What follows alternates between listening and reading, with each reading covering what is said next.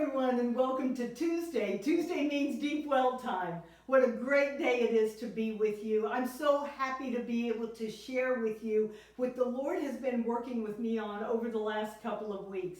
And so now I want to bring it to you, and hopefully it too will feed you and help you take a look at some things and really do some preparation time that we always want to stay in tune with, up to date with the Lord. And so let us jump right into it. And I'm going to start out with a question. The question is this: do you find that the days seem to be getting shorter, more hectic, more stressed? And I say that in all sincerity. Those aren't meant to be buzzwords. It seems like people are dealing with more obligations than they ever have, more activities on the calendar than they've ever had, more social media avenues bombarding us than we've ever had, more requirements of us from a family role, from a different things that just pull at us called life.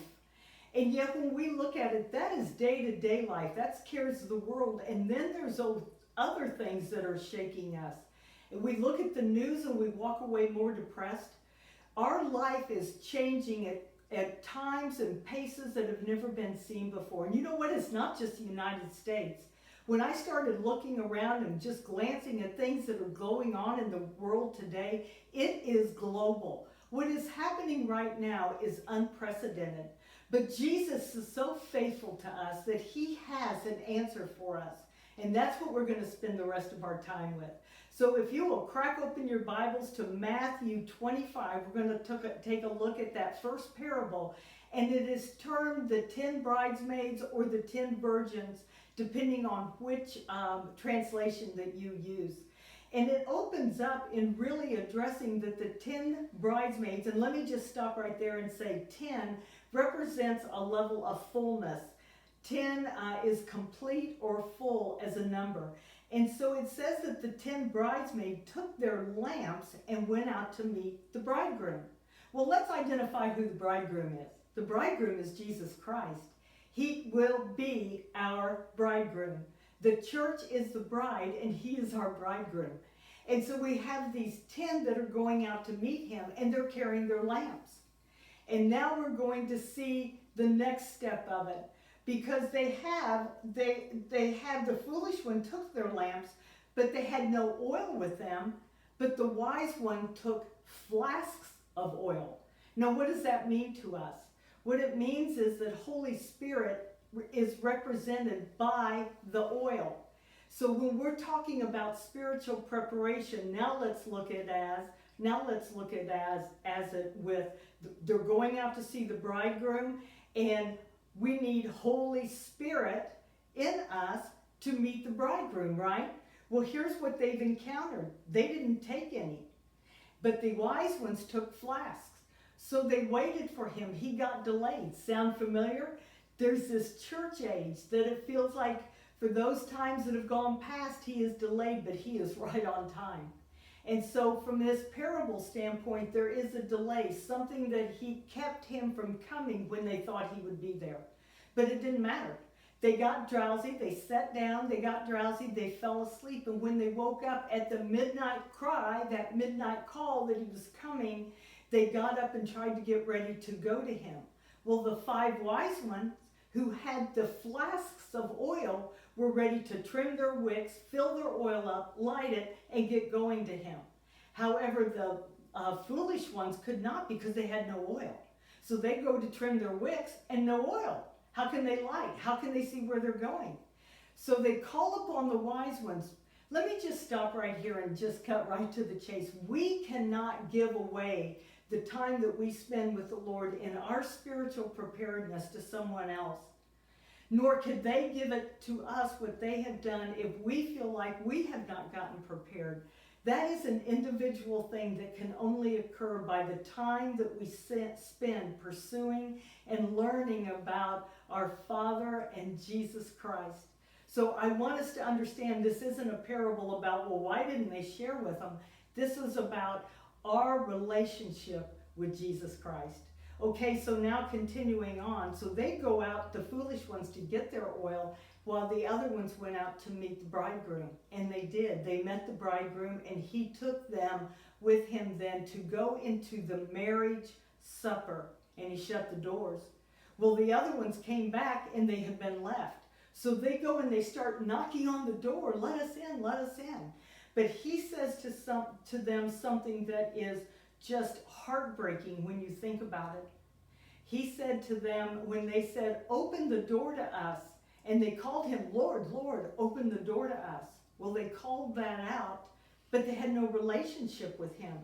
And he said, truly I say to you, I do not know you. Do not know you. That word know in the Greek is oida, and it means I don't know you intimately. I don't have relationship with you. How heartbreaking is that? And then he goes on to say, watch therefore, so you neither know the day nor the hour. So we see that split between the two groups of bridesmaids. The wise ones, they had prepared. They had thought ahead. They got themselves shored up. They didn't know what was happening next, but it didn't matter because they were ready. They had extra Holy Spirit. They were fulfilling Ephesians where it says filled and being filled. It's a continual process. By the same token, the others lacked in that. And in their walk, they got distracted by the world. They maybe even showed up to church on occasion. I don't know. It doesn't say, of course. But what we do know is that they did things that were convenient for them. They didn't do things for the Lord that were costly to them. They had no real commitment to him. And they let other priorities seep into their lives, and he came back on the back burner, and so they had no relationship. How heartbreaking that is.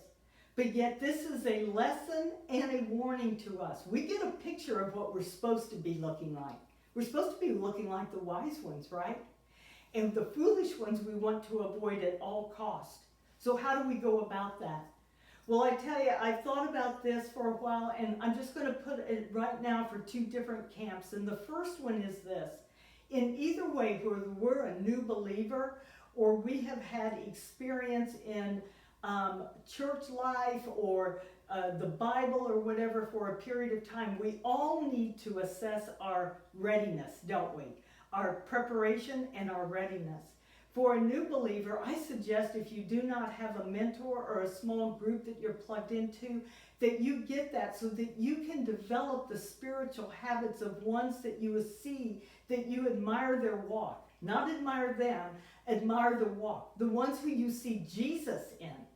Follow them, ask them, follow them in instruction. Ask them what they are doing in their life. And then take pointers from them and apply it. The next one, however, is the ones that have been with the church maybe for a while, in and out of church, whatever. It seems like COVID has changed a lot of people's lives. And there were people that before COVID were going from step to step to step. And then COVID hit, so many churches shut down.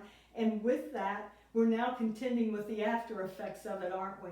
And sometimes people have allowed other things to come into their life, and their spiritual habits are not as crisp. Let me just come to you and say, the Lord is ready and waiting. He is ready to forgive that. He will help you cut that away and reestablish yourself because he has great plans for you.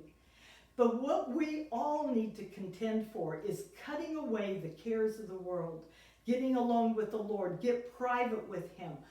Find that time with him, preferably as early as possible so it will flow through your day. And get alone with him and contend with him in the Word, seeking the Word, pressing in, lifting up prayers to him, asking him to help you, to encourage you, to find things that right now he has that he wants you to work on. We need to be cognizant of obedience. Is he calling us into steps of obedience? Cutting away things that are frivolous, cutting away things that are doing us no good, cutting away the dead works. This is a time to get serious, but the serious isn't meant as a check mark that we walk off. Okay, I've done this and I've done this and I've done this. It is about waking up in the morning and saying, I am gifted with the opportunity to come before my Father and Christ and learn from the Word more about who you are. And I believe this with all my heart. Every time I have good days in the Lord where there's really intimacy with Him, I'm locked into Him, I can go out, my prayers flow easier for other people. I can speak a word, a now word into them. The word that I thought was for me that morning suddenly is flowing out of my mouth to them. We are ambassadors of Christ, and we are to go out and represent the kingdom and share the kingdom wherever we go. Well, guess what? Today is the day to do that because the days are short. And we need to get ready with our spiritual preparation so we are always on point no matter what happens. We will not be shaken. We will keep our eyes focused on the Lord. And let us contend together. Let us support one another together. I just hope this has helped you so much. It is, as I've delved into it for the last couple of weeks, I am filled with the good news that God is ready and waiting to work with us, walk with us, partner with us. Listen, will you please just put a check mark on subscribe? I do not want you to miss next week because we're delving back into more of these preparation times and you won't want to miss it.